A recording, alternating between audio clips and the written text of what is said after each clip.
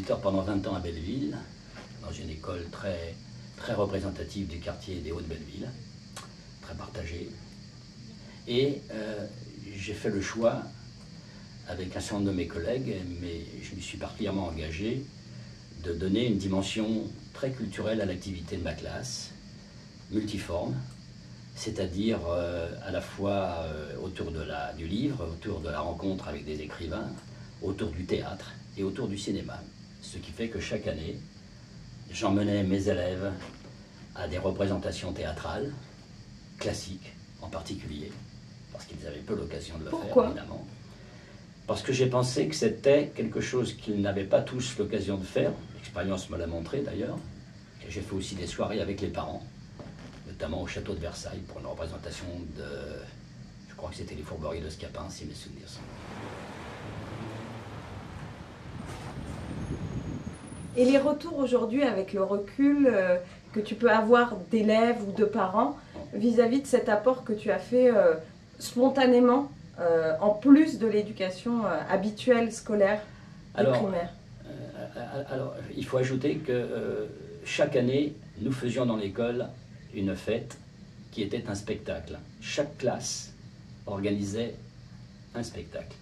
Et pour ma part, ça a toujours été une activité théâtrale avec l'ensemble de la classe. Pour moi, il n'était pas question qu'il y ait une sélection d'élèves qui soit sur scène, mais c'était toute la classe ou personne, et donc on a toujours fait un spectacle théâtral avec les enfants. Alors évidemment, j'ai rencontré des élèves qui me parlent encore de spectacles, dont j'ai conservé certaines vidéos. Un de mes élèves a même été comédien, et aujourd'hui intermittent du spectacle, et sa situation étant un peu trop précaire, il a choisi d'être instituteur, donc ça m'a fait aussi très plaisir. J'ai pensé que les ouvrir sur le monde de la création, sur le monde de la culture, était un moyen de leur faire prendre conscience de ce qu'est le monde aujourd'hui, de les intéresser à d'autres choses, de modifier leur horizon culturel, de modifier leur horizon. Et puis je suis de ceux qui pensent que la culture est un facteur d'émancipation humaine, et comme je crois qu'il faut agir pour l'émancipation humaine, la culture pour moi avait une place très importante. Tu l'as fait.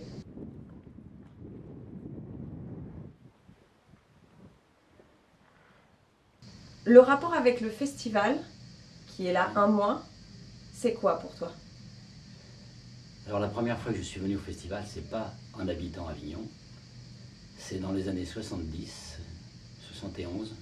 Je venais de connaître ma femme qui habitait Marseille, et nous sommes venus à Avignon, invités par des amis, et j'ai un spectacle qui est toujours gravé dans ma tête, qui s'appelait Voltaire's Folie, 30 ans après, 40 ans après. La deuxième fois où je suis allé à Avignon, c'est pour des raisons liées à mon engagement de jeune à cette époque. J'étais chargé de monter un accueil de jeunes de toute la France pour exiger le droit de vivre, d'étudier, de travailler au pays, c'est-à-dire dans leur région. Pendant le festival.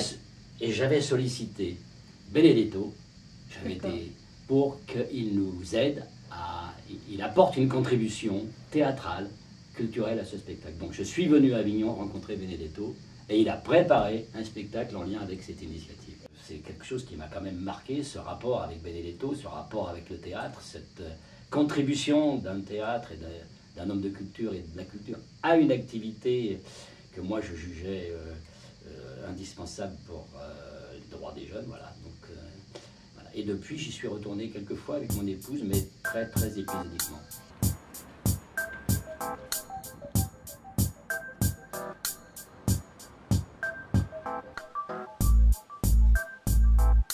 Je vais te donner des mots et j'attends que tu me dises la première chose qui te vient. Quelque chose de spontané, un autre mot, une sensation, voilà. Quelque chose de libre et spontané. On commence? Allons-y. Le mot théâtre. Indispensable. Ok. Télé.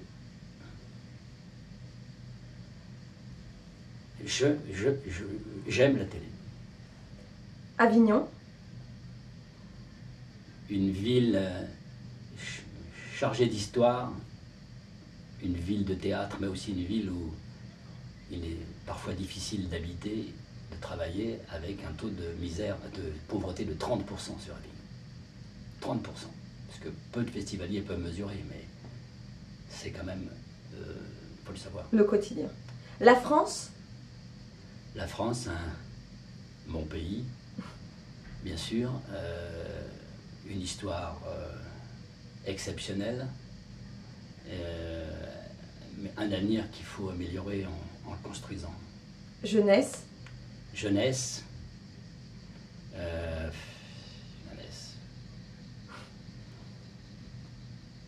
Magnifique souvenir pour moi et en même temps espoir. Vieillesse? Ça se passe bien. École?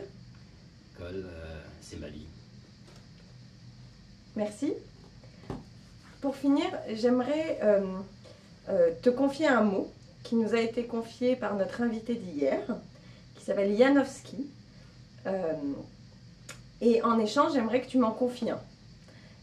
C'est un mot qui te plaît pour la raison qui t'est propre. Donc à toi de nous dire pourquoi il est important pour toi. Il n'a pas forcément un sens fort, mais voilà. Janowski hier m'a confié le mot décadence. Pourquoi? J'en fais mon interprétation peut-être pour les deux sens qu'il a. Le sens propre et puis dedans il y a le mot danse.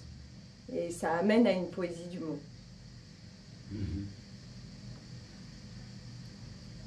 Tu me donnerais quel mot? Quel mot?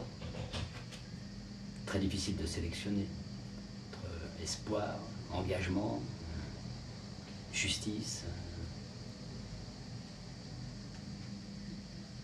Peut-être justice. D'accord, je prends justice.